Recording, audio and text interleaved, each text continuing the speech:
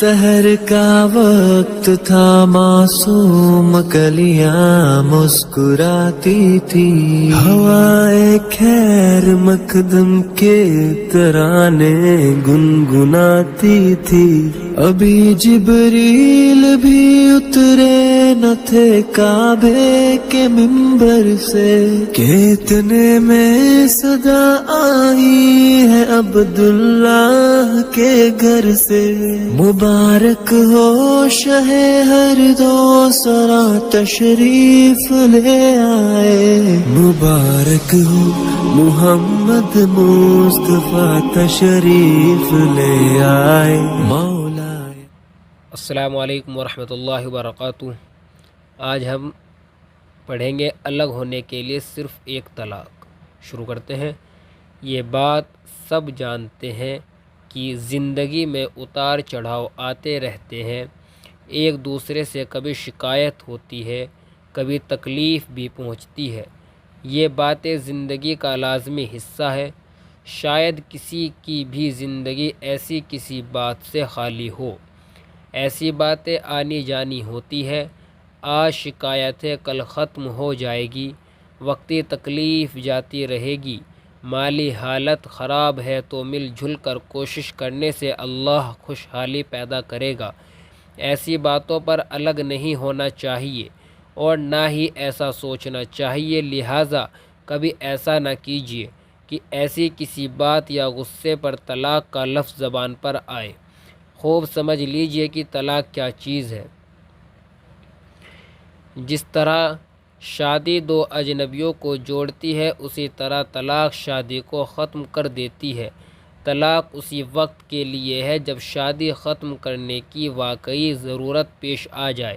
شادی کے لیے دو پریواروں میں مہینوں بات چیت اور دیکھ بھال ہوتی ہے، خاندان کے بڑے بزرگ اور دوستوں سے مشورے ہوتے ہیں، ہر طرح سے اطمینان حاصل کیا جاتا ہے، پھر اہتمام کے ساتھ اور بڑوں کی موجودگی میں شادی کی کارروائی انجام پاتی ہے۔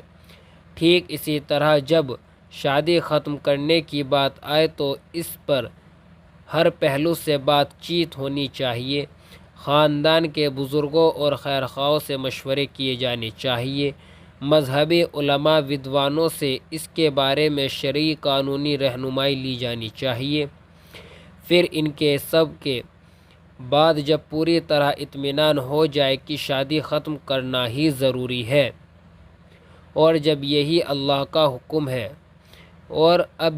اللہ کا حکم ہے، اس وقت بڑوں کی موجودگی میں شادی ختم کرنے کی کارروائی ہونی چاہیے۔ اس کا نام طلاق ہے اور طلاق دینے کا یہی صحیح طریقہ ہے۔ قرآن نے اس بات کو اس طرح کہا ہے، یا تو رکھ لینا ہے قاعدے کے مطابق یا پھر بھلے طریقے سے چھوڑ دینا ہے۔ قرآن میں کیا ہے؟ یا تو رکھ لینا ہے قاعدے کے مطابق یا پھر بھلے طریقے سے چھوڑ دینا ہے۔ یعنی شادی کا مقصد یہ ہے کہ بھلے طریقے پر زندگی گزاری جائے۔ اگر یہ ناممکن ہو جائے اور اختلاف دور کرنے اور مشورے کرنے کے تمام مرحلے پورے کرنے کے بعد یہ طے ہو جائے کہ اب الگ ہو جانے ہی میں میاں بیوی دونوں کی بھلائی ہے، تب ہی الگ ہونے کی کارروائی کی جائے۔ قرآن ایسے ہی موقع پر اور ایسے ہی حالات میں الگ ہونے کو صحیح قرار دیتا ہے۔ وہ کہتا ہے کہ جب میاں بیوی دونوں کو اندازہ ہو جائے کہ دونوں ایک ساتھ خوشگوار زندگی نہیں گزار سکتے اور ایک دوسرے کے جو حق ہیں اور شوہر بیوی کے لیے اللہ کے جو حکم ہیں انہیں پورا نہیں کر سکتے، اب دونوں کو الگ ہو جانا چاہیے۔